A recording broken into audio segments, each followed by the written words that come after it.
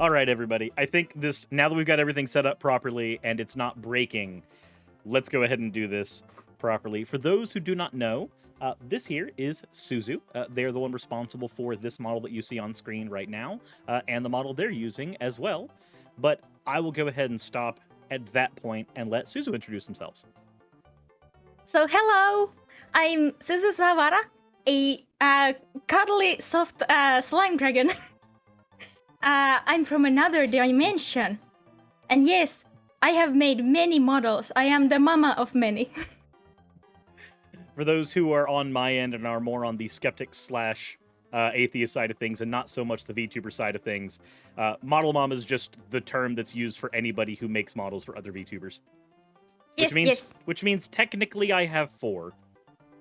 Which it's like macro lesbians at that point. Very many mama. You have a problem. You have an addiction. It's not an addiction. It's a work expense. That's all. I mean, I don't complain.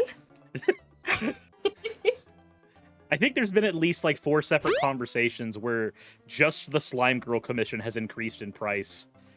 Because I've just been like, oh, and this. Oh, and this. Jellybean Boys is asking your pronouns. I identify as a non-binary person. I was assigned female at birth, and my pronouns are any and all, but I prefer they, them. Yep. Bonbon says, does that mean you can write off expenses of taxes? So the way the VTuber models work for me is because this is my full-time job. Yes, I do get to write off models as a tax thing. So, yeah. But that said, more important than talking about how to do taxes and how to do financing as a streamer, which actually might end up being a stream that I do with VBChan at some point. But that's a conversation for later.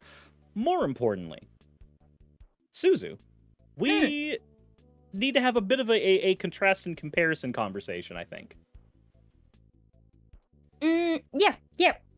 So, for those who may not know, based on my content, I live in the United States, for better or worse. A lot of times it's usually worse, whereas you live in a different country, and so a lot of the laws tend to be different over there, but there's a specific subset of laws that I tend to talk about a lot on my channel right now because, well, the Supreme Court being as fucky as it is, and everything else in the United States being geared the way it is, we tend to talk about trans issues. I've heard a lot.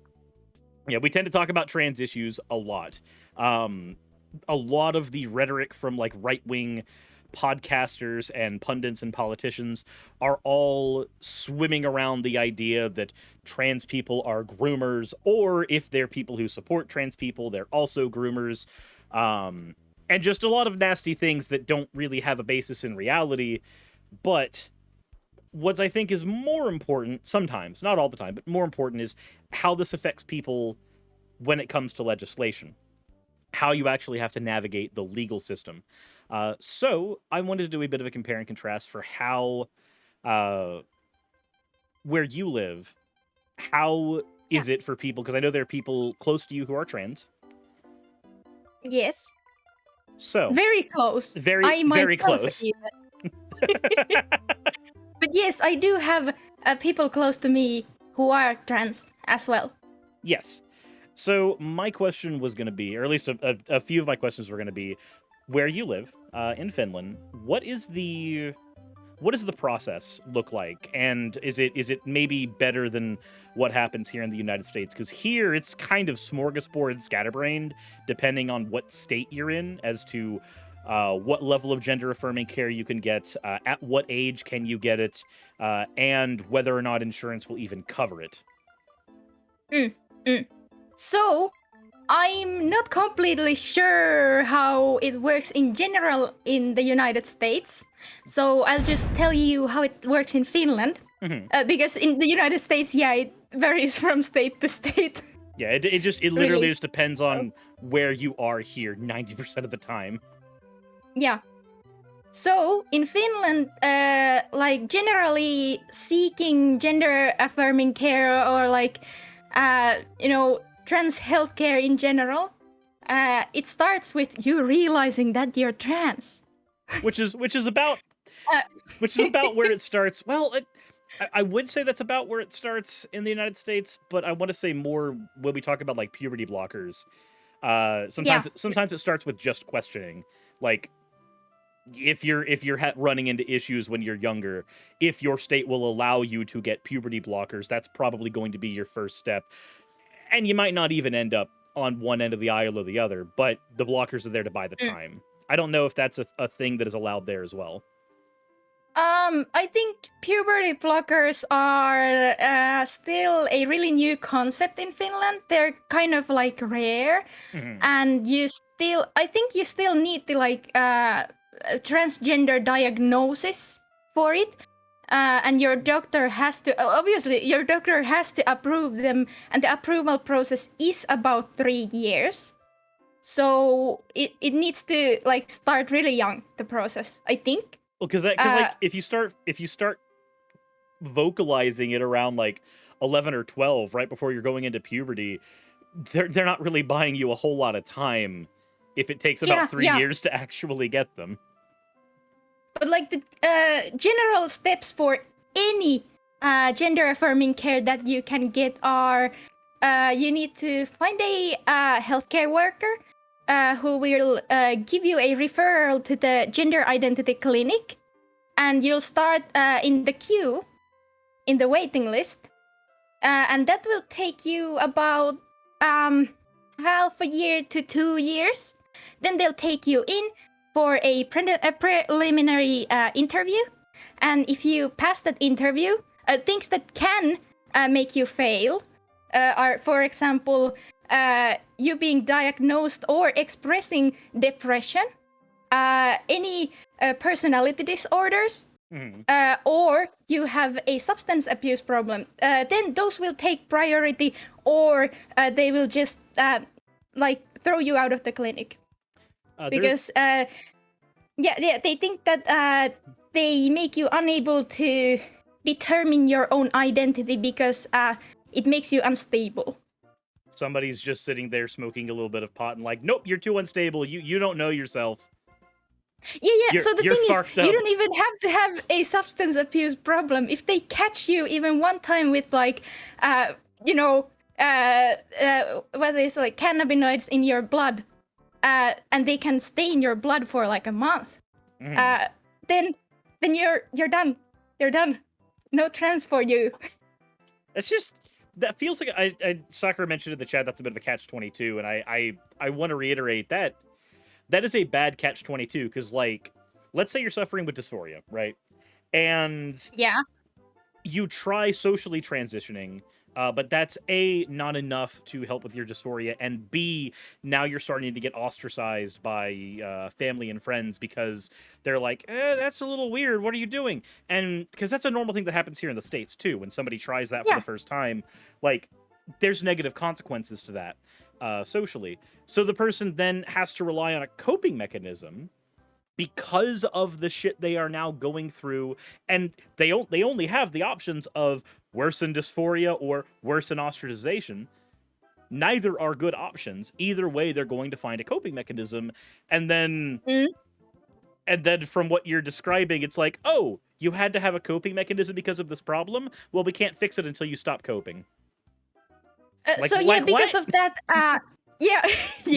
because of that, in Finland, it's generally known and like advocated to trans people before they start the transitioning process to lie about any depression or personality disorders.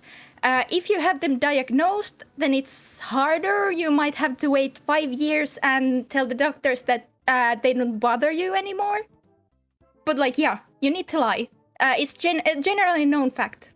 That's actually very frustrating to think about because like it's one of the things like I'm not trans, but I have enough friends who are that I've had to like walk through some of their darker times, that just feels awful. That's not the worst thing that you've described to me about gender affirming care in Finland, though. That one we'll get to here in a little bit, I think. Yeah. And I yeah. If you pass your preliminary interview, you'll get to the diagnosis process, and the process usually takes about a year. If they determine you to be extra stable, like a euthymic person, what is it? Then it might only take half a year. Wow. You get to be in prison in your own body for a year, but if you have good behavior, maybe you'll get out earlier. Yes. And when you get the diagnosis after that period, by the way, about that period, apparently a lot of people describe the experience to be really invasive. I don't know the validity of the experiences, but I've seen people describe that the doctors ask them, "How do you masturbate? What is your experience with masturbation?" It's like they're just sitting there like, so we have a question. When you put your hands in your pants, do you feel like there's a phantom penis? Like, I don't. Yeah. Why does any of that matter? Just. Why does any of that matter? Just give them the titty skittles. Come on. Like, fuck. I asked my brother if I could just mention that the trans person that I know is my brother. My brother is currently in the diagnosis process, and he actually got to the fast route. That's very good, very good. And he says that his experience has been positive so far, but I think that they might actually test you more if you get into the not so stable route of the diagnosis process. So Jesus, he got off with a little less than a lot of people. So there was a question mentioned in the chat earlier, and it's does Finland have universal healthcare? Finland does have universal healthcare. Finland is one of those countries closest to a socialist country that you could describe in real life. We do have an entity that pays for the healthcare of people, normal people, and generally that covers almost all of your healthcare.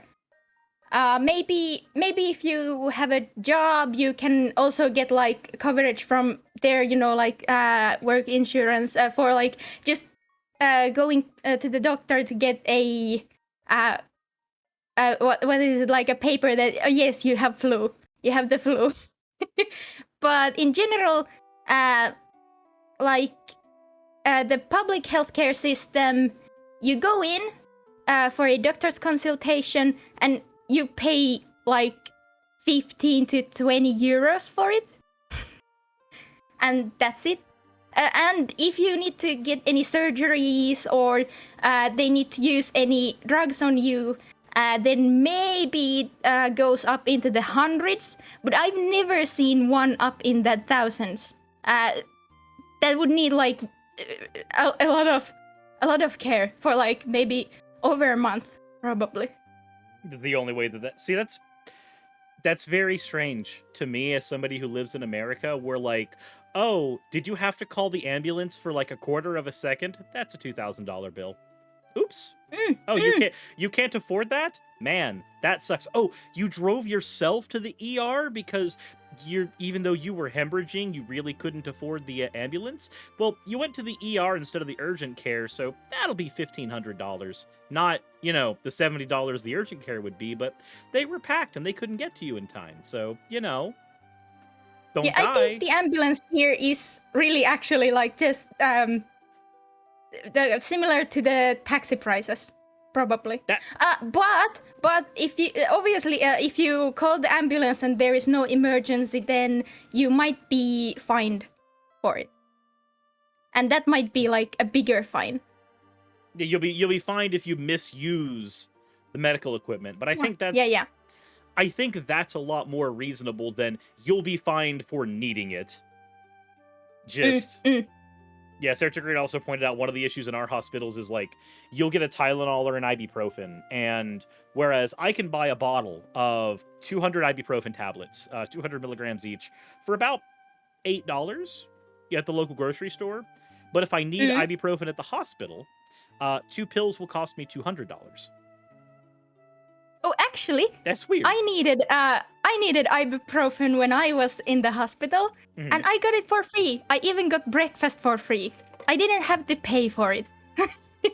Okay, that just so aside from the awkwardly invasive way that they treat trans people, at least the healthcare system in general sounds way more functional. Yeah, so the trans people who go into the clinic do not have to pay really big amounts of money for it. But okay, so we got into the point where you get your diagnosis. Okay, Yes. There are 2 diagnoses that you can get. The trans diagnosis, like you're a binary trans. And then there's the other gender diagnosis. It's close to non-binary, but I think it includes other queerness too, maybe. So non-gender conforming binary trans people might be diagnosed as other gender. So they literally will medically diagnose you with NB. Functionally. Oh, yeah. The law and the medical standards state that you need to conform to the gender roles of the gender that you want to be recognized as. That's kind of fucked up. In a little Finland, bit. they're not. The gender roles are not that strict. If they were, it would be a lot worse. But yeah, the law states that. It'd be like, okay, so we're not going to use your dead name right now, so you want to be known as Samantha. That's fine. That's legal paperwork here. By the way, here's your long flowing dress. Why? Well, you're a trad wife now. You have to be. That's the law. Actually, by the way, it was only changed in 2019, but Finland's law on name changing used to be that your name has to clearly sound like a gendered name. And the gender of the name must be what you have on your passport. So, for instance, like my IRL name is Chris. This is public knowledge. Chris is both a male and a female name here in the United States. Usually it's whether it's spelled with a CH or whether it's spelled with a K. But there's no... Or if it's spelled with a CH, it's short for Christina. That would not be considered a valid name then, because it could just be both. Well, it just really depended on the person who does your paperwork for your name, because some of them were a bit more lenient on that. And of course, different generations have different ideas of what name belongs to what gender. Yeah. But yeah, up until 2019, it was kind of stated that you can't sound like the opposite gender in your name. Yeah. Your name can't. Yeah. That's kind of weird when you think about it, because when you bring up the point, and it's been a true point across generations in every country, like the name you associate with a particular gender, or just in naming conventions in general, they tend to change year to year, if not generation to generation. So that's like an ever-moving goalpost to ask of someone. We want your name to sound this way, but in about 10 years it might be illegal. Who knows? I know that it's not quite that extreme, but hyperbolically, that's it's weird. I mean, in practice, you kind of might have had to, shop for a person to change your name. You might have to find somebody who's willing to go with the name you choose. Yes. God, that feels. So a lot of it, it's this like balancing system. It feels like where, on one hand, it's way easier for trans people to get gender affirming care than it is in the States, but on the other hand, the level of bureaucracy they have to push through feels like it's a lot higher. Like if you're successfully getting gender affirming care in the States, usually you can stay on that path and keep going and not run into as many issues once you've started. Like, that's the thing. Getting started is the hardest thing. Finding someone who's willing to legally represent you, finding someone who's willing to help you with hormones and surgeries, like finding a general practitioner that will do that. Those are the hurdles. But once you've got those hurdles down, you can keep on moving. But what you're describing to me feels like a lot of just a lot of bureaucracy. Like, okay, cool, you've done the first 8 things you need to do, but now you've got to fight the final boss of arbitration. Yeah. So, now that you've been diagnosed either a binary trans or a non-binary trans, the next step is you can start asking your doctor if you could get hormone therapy. You can also ask for other gender-affirming care like surgeries and such, but it's really rare for people to get them on their first year of having the diagnosis.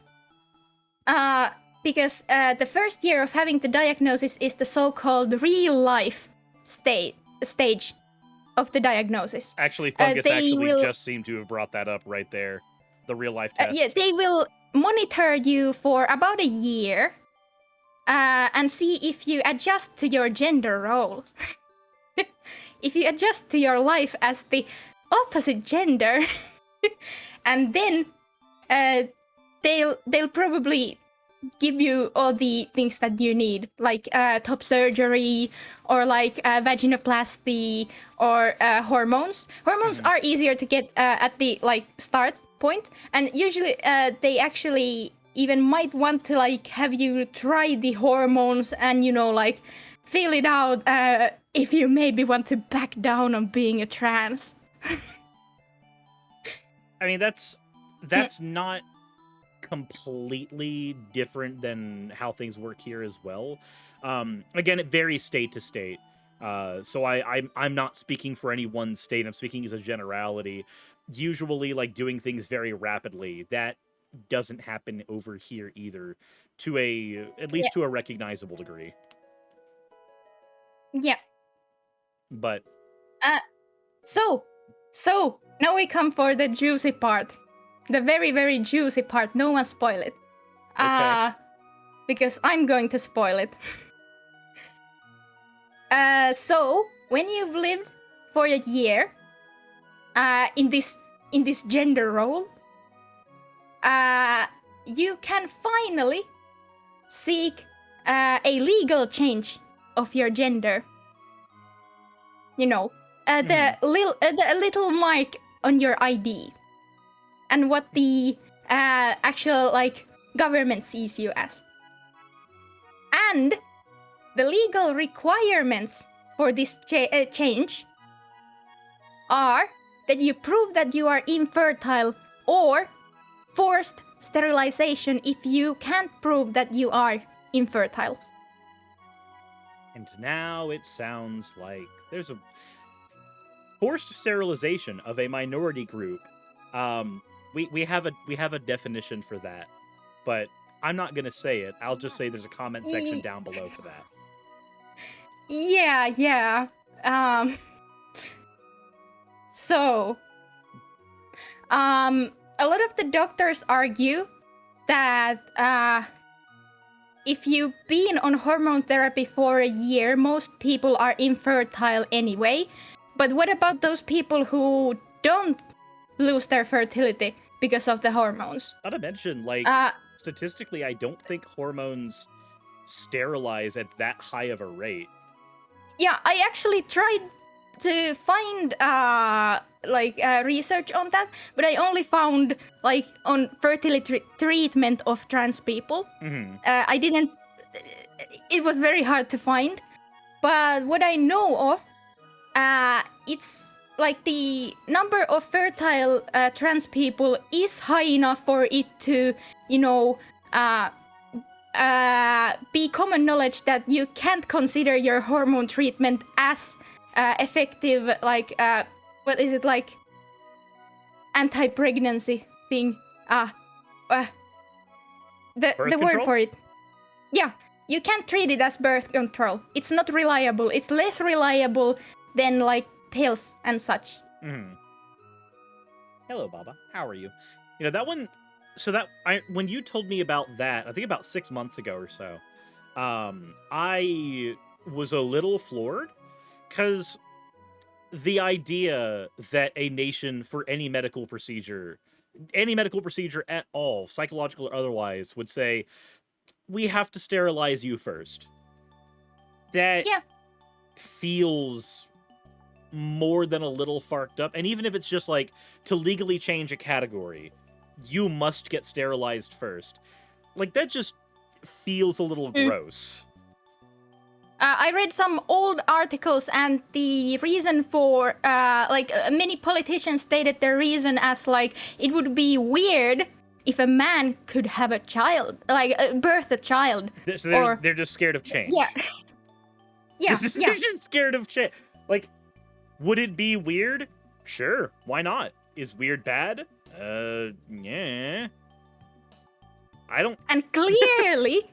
the amount of fertile trans people is big enough for, them to consider the, like, scary possibility of a man giving birth to a child. Like, think about it this way. At one point, we are going to progress to the point in human medicine where we will be able to transplant or artificially create a womb. We will likely primarily use this so that women who have trouble giving birth or have gone through a terrible accident that has damaged their insides beyond repair will be able to still give birth if they so choose. That'll be the primary reason for it. But then, much like what happened with puberty blockers, where they were primarily developed as a way to, fight breast cancer, early onset breast cancer, eventually that surgery will find its way into the trans conversation. And I don't see anything wrong with giving a trans woman a womb. I don't. Yes. I don't see why I should care. So here's a situation that ends up happening there. If, let's say, for instance, you have somebody who is currently legally recognized as a man in Finland, but they are transitioning. They have been transitioning for years. They look like a woman, sound like a woman, act like a woman, whatever arbitrary principles that Finland wants to ascribe, and then they get the surgery in Finland or elsewhere to get the womb, and then they get pregnant. So now we have a woman who is pregnant, looks pregnant, is every single ounce of what Finland would say is normal, but legally they have not become a man because they have not become a woman legally. As far as Finland is concerned, what do they do in that situation? Because that feels like a giant catch-22 for them. Yeah, that's the UN and Amnesty International both have actually criticized Finland many times for going against human rights in their treatment of trans people. Because again, it's this giant catch-22 of you can get trans-affirming care easily, but the bureaucracy, or easier in comparison to the States, but the bureaucracy you have to go through is high. And oh, by the way, there's a G word we're doing to trans people at the same time because we think it would be weird. And when they say that, when some doctors say that, being on hormone therapy for a year is enough for some people to be considered infertile, I'm not sure if they count that as infertility because, a lot of trans people regain their fertility after being like half a year off of hormones. I'm not sure. I looked at those research papers. a lot of them said like 20 to 50%. If you have a sample of your like before transitioning uteral things or like testicular stuff, then you might I think it was like 100% success rate then, the regaining of fertility. Yeah. But I'd have to see cases where people have been able to transition and they haven't been like sterilized completely. I mean, we've actually got plenty of cases of that in the United States, of people who have transitioned and still maintained being fertile and even had pregnancies while being on their hormones and having been on their hormones long enough to be like looking at them completely indistinguishable from your general ascriptions to the gender they're conforming to. Yeah. So, I mean, the only problem is, as far as data is concerned, I don't know how readily available the data is for that. I know we have plenty of instances of it, plenty of anecdotes, but I haven't looked at data, so I'm not going to say exactly how much, because I don't know exactly how much. Yeah.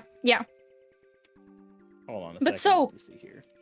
The whole transitioning process in Finland usually takes about 3 to 4 years.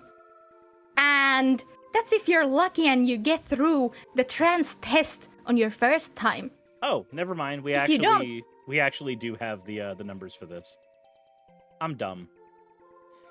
The fertility rate of transgender women is 85.7% versus 35.7% for transgender men. Huh. We have those rates. We do. Huh, that's neat. But anyway, you were saying, sorry, I just found the numbers and I was like, I have them. Yeah. The numbers are good. The numbers are good to know. But yeah, so it's not even rare to see people fail their first time through, going through the 3 to 4 years, maybe dropping out at the half point, and not making it through, so they have to go like 2 to 4 times. And so, you can add up the numbers. Mm-hmm. So, you could even take like 10 years to get your trans diagnosis. And that's 10 years of sitting there beating your head against the wall of dysphoria repeatedly. Yeah. And lying to the doctors that you're not depressed. I'm not depressed, Doc, I swear. I don't. Is that what's it? Are you bruised? Is your forehead bruised? No, I've just been using it as a measuring device for drywall. That's all, Doc. It's really efficient. Mm-hmm. An anonymous gifter's also given Ellen Coyote a tier 1 sub. Thank you very much. Also, bear in mind, everybody, I'm not going to be reading off redeems throughout this. I typically don't want to do that when I've got a guest on, usually. Unless it's Trey, in which case I do it to troll him.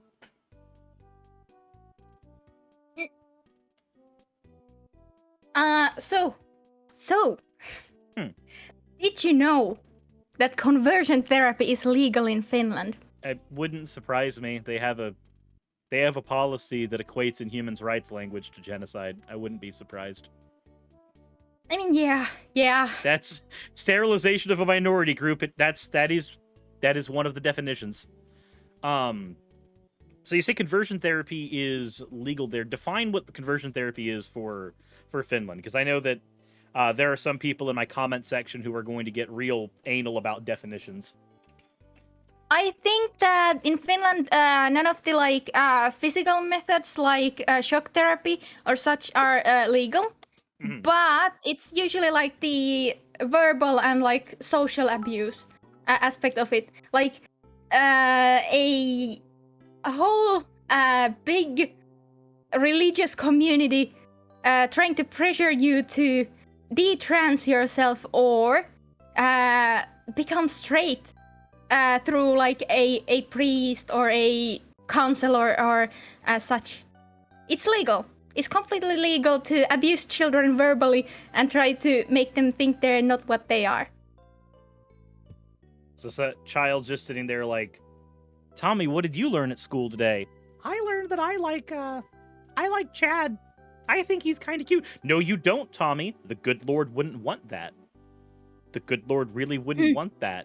We're gonna take you to the straight camp, Tommy. Yeah. Just, I know. Also, Sakura and Anonymous, whoever the Anon is, thank you both for the 100-bit cheers, getting us into a hype train. J. Rodimus says, but the Jeebus. Yeah, that's a... So here, conversion therapy has been kind of, sort of swept under the rug / banned. Again, it depends on the state you're in. There are plenty of states that are fighting tooth and nail to keep conversion therapy in various forms.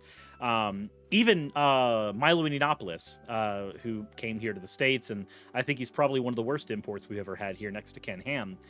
He is awkwardly calls himself an ex-gay now, and is trying to push forward the ability for him to open up his own conversion therapy clinic here in the States. Oh, he also got hired on as an intern under Marjorie Taylor Greene. So he's in my backyard now, which is just fantastic. Very, very fantastic indeed. So that's where I'm at, where conversion therapy stuff is right now. I'm tired, and yet it's I don't think I even need to explain that it's abusive, right? Like, most people should understand at a baseline conversion therapy is abusive. If you don't think it's abusive, then we just have to present you with the scenario of, what if it were you and they were telling you don't be straight? You're not allowed to be straight. Straight agenda. Liking you have penis? You am like grill? Am like grill bad, illegal, bad in Baphomet's eyes. Do not go to gay camp. Go now. Like, that's... And if that sounds absurd to you, congratulations. It sounds absurd to people on the other end of the aisle, too. It's dumb.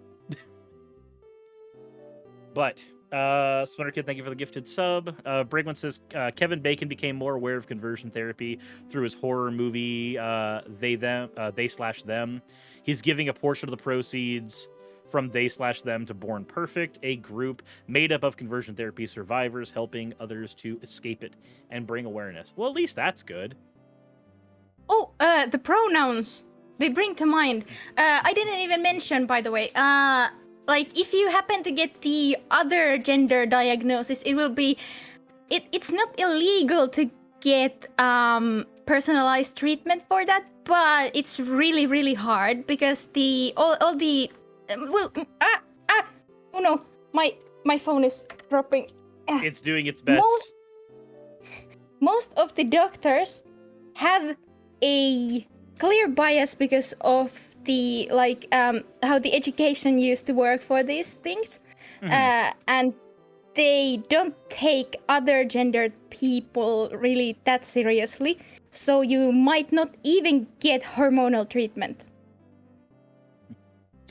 So there are some doctors who might give you hormonal treatment even before you get the diagnosis, but don't talk about those. No, we don't talk about heroes. Yeah.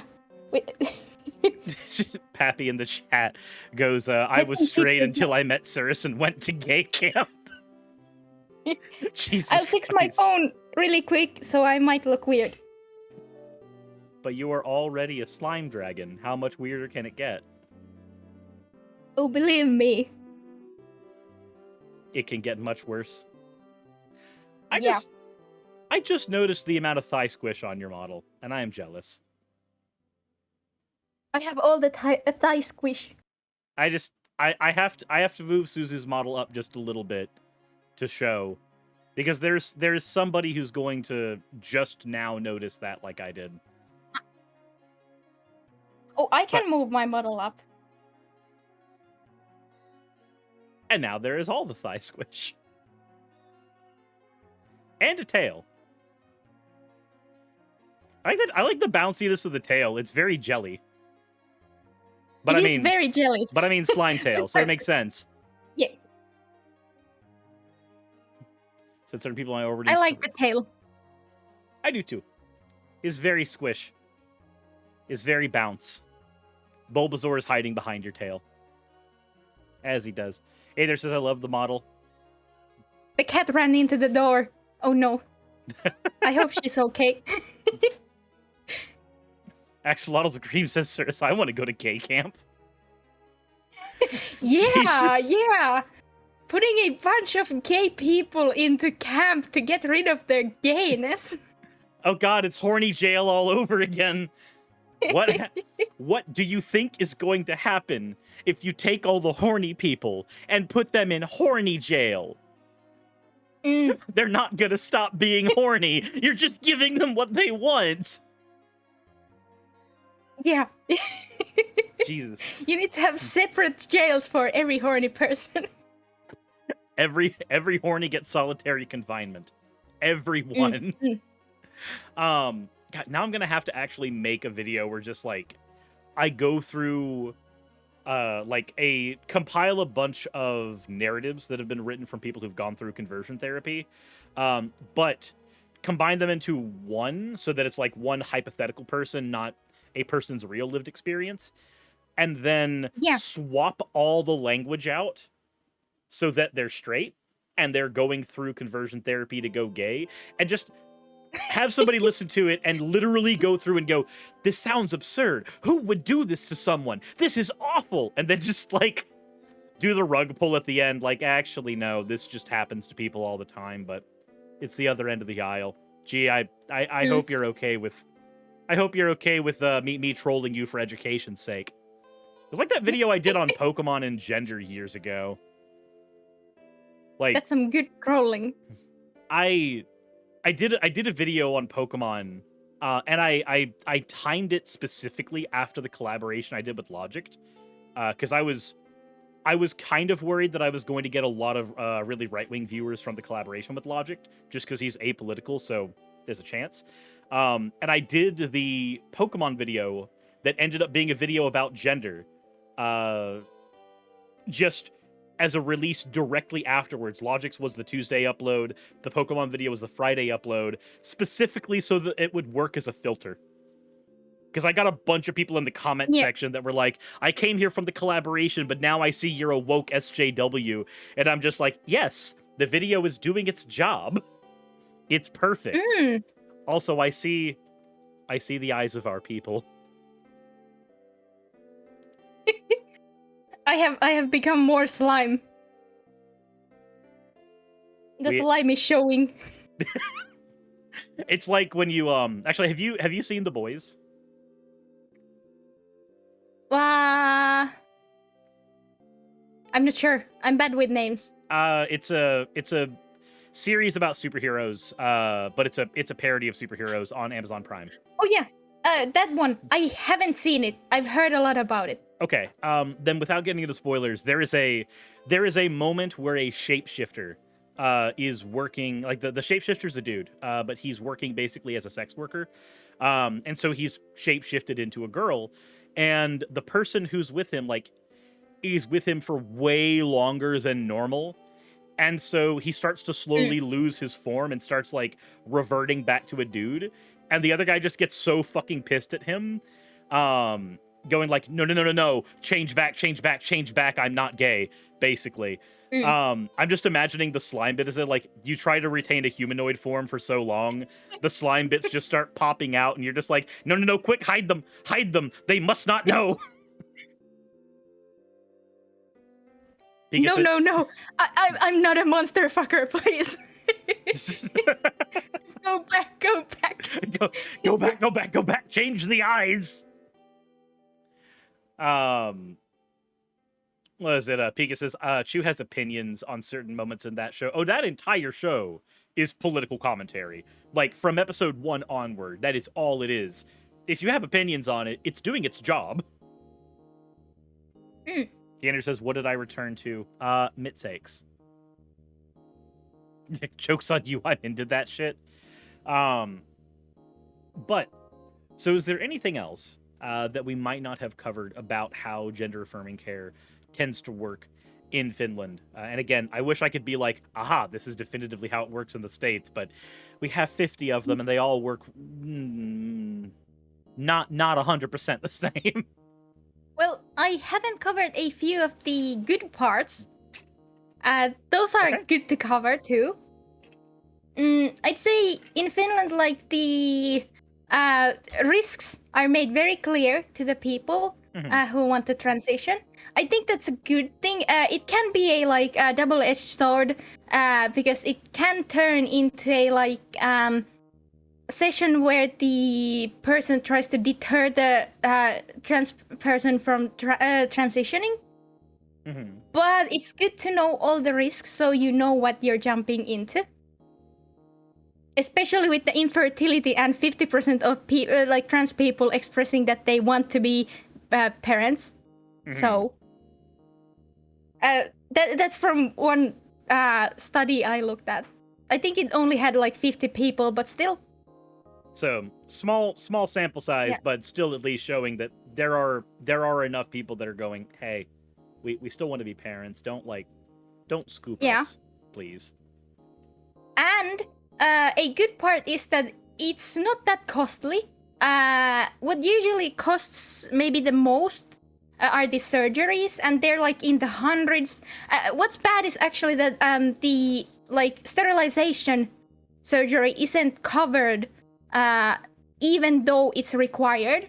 I think that's bad, especially since it's something that goes against human rights. But mainly, it's like relatively cheap to transition.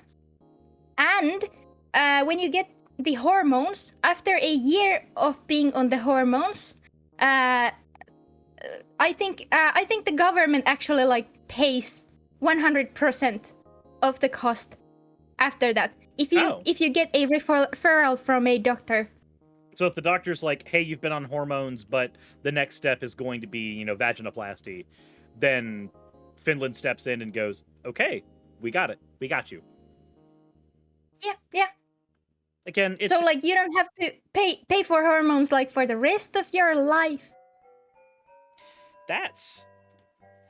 So I've had a handful of friends of mine who are trans, and one of the things that has happened a couple of times is losing health insurance or losing a job where the health insurance is tied to, or otherwise losing some type of financial anything that makes getting hormones going forward not really a reality for them, at least for a time.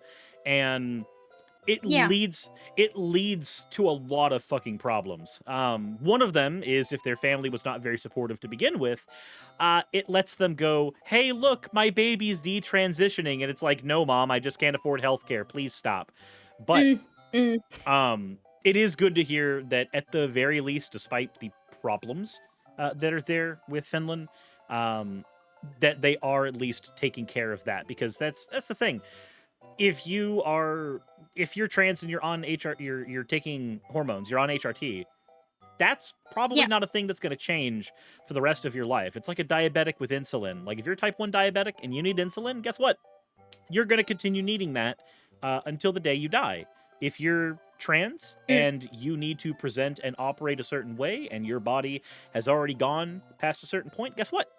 You are going to need to be on hormones for the foreseeable future. That's how a lot of these medications work. That's not a bad thing.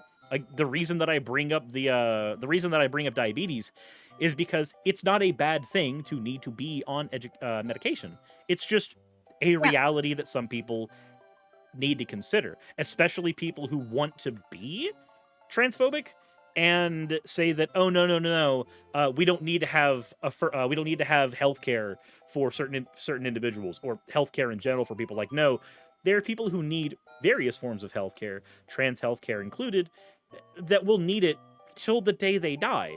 That's not a bad thing. It's just a realistic thing. Yeah. But I know it is good to hear that at the very least that's a nightmare that isn't had that you don't need to deal with over there. Yeah, I was actually positively surprised when I researched this. But as for someone like me, I don't think I'm ever going to be able, unless they change the law, I don't think I'm ever going to be able to transition in any serious way. Because generally, all that I want is the right to have like a self-determined like the like legal gender. Yes. And then maybe like voice training. And I don't want to go like low all the time, but I want my voice to be a kind of a voice where I can just choose how I feel. Like sound a bit more like a dude, sound a bit more like a like women. However I feel. There was a joke that was made last night, and I think it definitely works for right now. Slimes are made of gender fluid. All the gender fluids. I think it fits for that particular thing. Like if you want one day to be more androgynous, one day to be more masculine, one day to be more feminine, and you want to be able to bounce between any of them, I think that's perfectly valid. But also, being a slime as a VTuber certainly gives you an avenue for that is unique to that particular build. Yes. J. Rodimus said, "Show them the ditto." Nobody needs to show Suzu the caked up ditto. Okay, do I need to show you the caked up ditto? Sure. Okay, hold on. Because here's the issue. So I'm gonna move you over here so that we can stare at this ditto together. For some reason, the way that they animate Ditto, it looks almost like Ditto's got an ass. They curved it to where it looks almost like Ditto has one. I don't know why. I don't know why they gave Ditto cake. It's an N64 game for kids. Ditto does not need cake. I don't know if I should call that unfortunate or a blessing. Okay, hold on. Let me pull, because I have full control over these backgrounds. Ditto, come back. Do you see the roundness? Hold on. It's right behind the text box, and it should not be, but it's that right there. It's horrible. Why? Nintendo, you made this monster. You should not. Now Nintendo goes to horny jail. Now somebody on the internet's gonna want Ditussi. Dumpy the Ditto. No. We're not naming the Ditto Dumpy. Damn it. Chat, why are you all cursed? I didn't even notice any of that when I was recording this, and then chat was just like, horny. But bad chat. Very, very bad chat. But is there anything else that you maybe want to go over before we close things out for today? I think that probably covers all the important stuff. Mm-hmm. Because there aren't even like currently any active political stuffs going on. Everything's kind of frozen in the trans rights department. Just kind of everything's unlike the United States, where everything's a constant back and forth right now. They're just kind of in limbo. Yeah. Well, unfortunate as that is, and as weird as it is that it's a balancing act between better in these circumstances, legitimately awful in these circumstances. In any of those situations, at least it's stagnant in not the worst case it could be? Question mark? Yeah. Everything else is like debatably pretty good. I mean, like the length of the diagnosis is maybe way too long, a bit too much, and the education of the doctors makes them biased towards gender norms and towards thinking that unstable people can't decide their own gender, kind of. And their thinking. criteria for what makes somebody unstable is I mean, right now you're unstable. You're looking depressed? looking not like mentally unstable, just your model is very unstable right now. It's crunchy. You don't get a gender, you're crunchy. Yeah, I don't get a gender because I'm crunchy. That's how that works. I'm not even sure how they would see me being neurodivergent, you know, in relation to being able to get diagnosed. That's another thing. That's a whole nother thing. It's an entirely different can of worms. But I do want to say thank you for giving all this information on here. I know that ages ago I said that I wanted to do a video on how Finland operates in terms of transgender people, but I think this is probably the better avenue, just bringing somebody on who's having to deal with those experiences themselves, whose family is having to deal with those experiences themselves. That gives a much more accurate portrayal of things. But is there anything you want to leave chat with? Chat, you have been good, but you belong in the horny jail. Thank you for being a good chat. And thank you for having me for this interview. No problem. I had fun. I had fun. You had, fun. I mean, yeah. Well, thank you very much for hopping on, Suzu. I appreciate you being on. Yeah. Bye.